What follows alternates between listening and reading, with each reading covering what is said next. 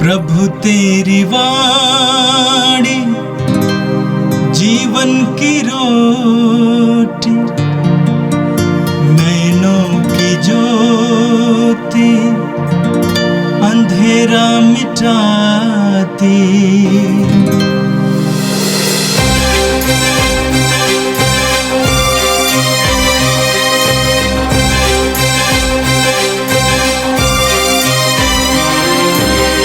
प्रभु तेरी वाणी जीवन की रोटी, नैनों की ज्योति अंधेरा मिटाती। प्रभु तेरी वाणी जीवन की रोटी, नैनों की ज्योति अंधेरा मिटाती। वाणी वाणी वाणी वाणी वाणी पवित्र है, शाश्वत है, जीवन का मन्ना है। 23 जनवरी सोमवार।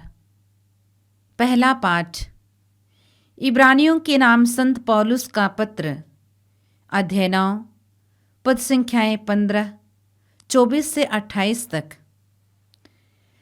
मसीह बहुतों के पाप हर लेने के लिए एक ही बार अर्पित हुए। वह दूसरी बार अपनी प्रतीक्षा करने वालों के लिए प्रकट हो जाएंगे। मसीह पहले विधान के समय किए हुए अपराधों की क्षमा के लिए मर गए हैं और इस प्रकार वह नए विधान के मध्यस्थ हैं। ईश्वर जिन्हें बुलाते हैं वे अब उनकी प्रतिज्ञा के अनुसार अनंत काल तक बनी रहने वाली विरासत प्राप्त करते हैं। यीशु ने हाथ के बने उस मंदिर में प्रवेश नहीं किया जो वास्तविक मंदिर का प्रतिरूप मात्र है। उन्होंने स्वर्ग में प्रवेश किया जिससे वह हमारी ओर से ईश्वर के सामने उपस्थित हो सके। प्रधान याजक किसी दूसरे का रक्त लेकर प्रतिवर्ष मंदिर गर्भ में प्रवेश करता है। यीशु को उसी तरह बार बार अपने को अर्पित करने की जरूरत नहीं है। यदि ऐसा होता तो संसार के प्रारंभ से उन्हें बार बार दुख भोगना पड़ता, किंतु अब युग के अंत में वह एक ही बार प्रकट हुए जिससे वह आत्म बलिदान द्वारा पाप को मिटा दें। जिस तरह मनुष्यों के लिए एक ही बार मरना और इसके बाद उनका न्याय होना निर्धारित है, उसी तरह मसीह बहुतों के पाप हर लेने के लिए एक ही बार अर्पित हुए। वह दूसरी बार प्रकट हो जाएंगे, पाप के कारण नहीं बल्कि उन लोगों को मुक्ति दिलाने के लिए जो उनकी प्रतीक्षा करते हैं। यह प्रभु की वाणी है। संत मार्कुस के अनुसार पवित्र सुसमाचार, अध्याय 3 वाक्य 22 से 30 तक। यरूशलेम से आए वे शास्त्री कहते थे, उसे बेल्जेबुल सिद्ध है और वो नरक दूतों के नायक की सहायता से नरक दूतों को निकालता है। ईसा ने उन्हें अपने पास बुलाकर यह दृष्टांत सुनाया, शैतान शैतान को कैसे निकाल सकता है? यदि किसी राज्य में फूट पड़ गई हो तो वह राज्य टिक नहीं सकता। यदि किसी घर में फूट पड़ गई हो तो वह घर टिक नहीं सकता। और यदि शैतान अपने ही विरुद्ध विद्रोह करे और उसके यहां फूट पड़ गई हो तो वह टिक नहीं सकता और उसका सर्वनाश हो गया है। कोई किसी बलवान के घर में घुसकर उसका सामान तब तक नहीं लूट सकता जब तक कि वह उस बलवान को ना बांध ले। इसके बाद ही वह उसका घर लूट सकता है। मैं तुम लोगों से ये कहता हूं, मनुष्य चाहे जो भी पाप या ईश निंदा करें उन्हें सबकी क्षमा मिल जाएगी, परंतु पवित्र आत्मा की निंदा करने वाले को कभी क्षमा नहीं मिलेगी। वह अनंत पाप का भागी है। उन्होंने यह इसलिए कहा कि कुछ लोग कहते थे उसे अवधूत सिद्ध हैं। यह प्रभु का दिव्य सुसमाचार है। क्रिस्त प्रभु की जय। मेरे प्रिय भाई और बहनों, आज का पहला पाठ इब्रानियों के नाम संत पौलुस के पत्र के अध्याय 9 से लिया गया था। आपने सुना संत पौलुस महापुरोहित यीशु और उनके बलिदान के बारे में आज हमें सुनाए हैं। पौलुस कहते हैं मसीह पहले विधान के समय किए हुए अपराधों की क्षमा के लिए मर गए हैं और इस प्रकार वह एक नए विधान के मध्यस्थ हैं। प्रभु यीशु ने अनादिकाल से आज तक के हर मनुष्य के पाप के लिए प्रायश्चित का बलिदान चाहा है। योहन के पहले पत्र के अध्याय 2 उसके वाक्य 2 में कहते हैं योहन, उन्होंने हमारे पापों के लिए प्रायश्चित किया है और न केवल हमारे पापों के लिए बल्कि समस्त संसार के पापों के लिए भी। सभी लोगों के पापों के लिए प्रभु यीशु ने क्रूस पर बलि चढ़ाया। रोमियों के पत्र के अध्याय 3 उसके वाक्य 25 में संत पौलुस कहते हैं ईश्वर ने चाहा कि ईसा रक्त बहाकर पापों का प्रायश्चित करें और हम विश्वास के द्वारा उसका फल प्राप्त करें। 2000 वर्ष पहले प्रभु यीशु ने कलवारी पहाड़ पर जो बलि चाहा, जो बलिदान हुए, वह मानव जाति के पाप के प्रायश्चित के लिए हुआ।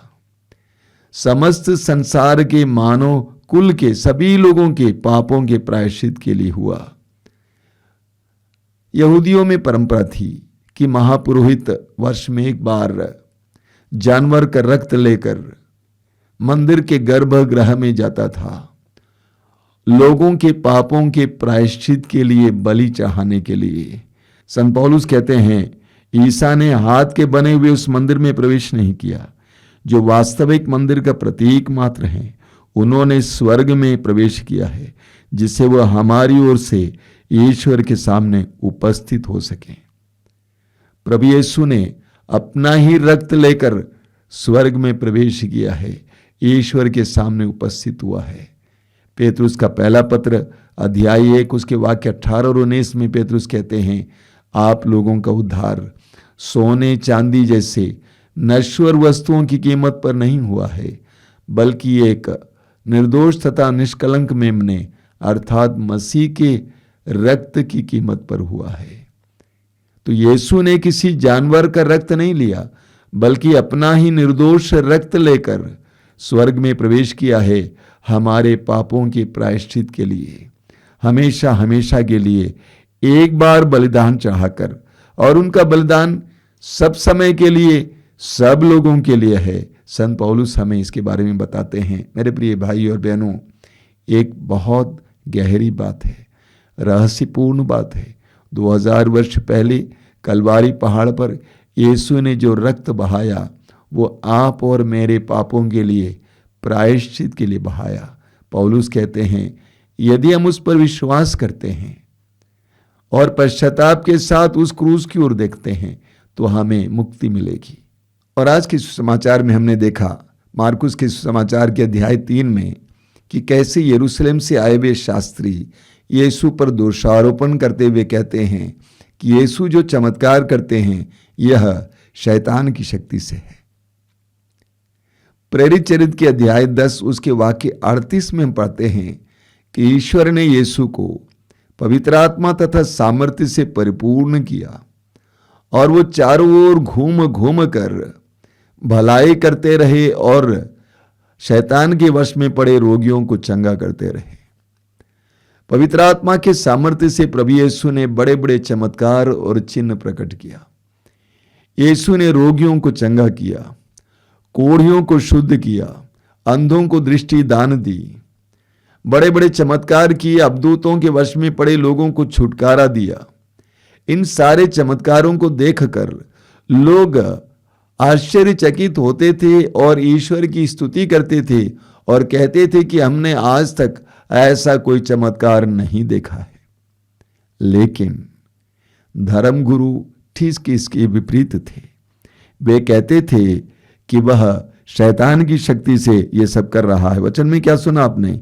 यरूशलेम से आए हुए शास्त्री कहते थे उसे बेलजेबुल सिद्ध है और वो नरक दूतों के नायक की सहायता से नरक दूतों को निकालता है। बताइए, वे यीशु के अंदर कार्यरत पवित्र आत्मा को देख नहीं पाए, वे यीशु के चमत्कारों और चिन्हों में ईश्वर का काम देख नहीं पाए।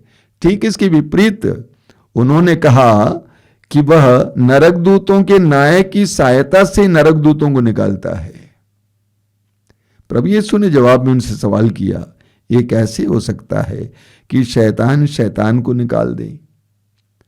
शैतान कैसे शैतान को निकाल सकता है? ये हमारे लिए भी एक शिक्षा है। अगर हम शैतान के वश में हैं तो हम दूसरों से शैतान को नहीं निकाल पाएंगे। जब तक हम पवित्र नहीं हैं, शुद्ध नहीं हैं, जब तक हम पाप के अधीन हैं, हम दुष्ट आत्माओं को और शैतान को निकाल नहीं पाएंगे।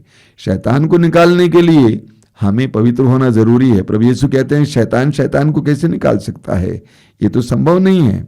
और प्रभु यीशु एक दृष्टांत सुनाते हैं और कहते हैं यदि किसी घर में फूट पड़ गई हो तो वह घर टिक नहीं सकता है, और यदि शैतान अपने ही विरुद्ध विद्रोह करे और उसके यहां फूट पड़ गई हो तो वह टिक नहीं सकता है, उसका सर्वनाश हो जाएगा। आगे प्रभु कहते हैं कोई किसी बलवान के घर में घुसकर उसका सामान तब तक नहीं लूट सकता जब तक कि वह उस बलवान को ना बांध ले, इसके बाद ही वह उसका घर लूट सकता है। सुसमाचारों में हम पढ़ते हैं कि प्रभु यीशु अबदूतों को निकालते थे। अबदूत यीशु को देखकर घबरा जाते, चिल्लाकर लोगों को छोड़कर भाग जाते थे। यीशु कहते हैं कि अगर मैंने ये किया तो ये समझ लो कि मेरे अंदर सामर्थ्य है, उसको बांधने की शक्ति है। यीशु के अंदर वो सामर्थ्य था, ईश्वर का सामर्थ्य उनके अंदर कार्य कर रहा था। उस ईश्वर के सामर्थ्य के जरिए ही शैतान को यीशु हटा पाए। आगे प्रभु यीशु एक बहुत गंभीर बात कहते हैं शास्त्रियों के बारे में, मैं तुम लोगों से कहता हूं मनुष्य चाहे जो भी पाप या ईश निंदा करे उन्हें सबकी क्षमा मिल जाएगी, परंतु पवित्र आत्मा की निंदा करने वाले को कभी क्षमा नहीं मिलेगी। वो अनंत पाप का भागी है। ये पवित्र आत्मा की निंदा क्या है? अन्यत्र हमें पढ़ने को मिलेगा पवित्र आत्मा के विरुद्ध पाप। ये पवित्र आत्मा के विरुद्ध पाप या पवित्र आत्मा की निंदा क्या है जिसके लिए हमें पाप क्षमा नहीं मिलेगी?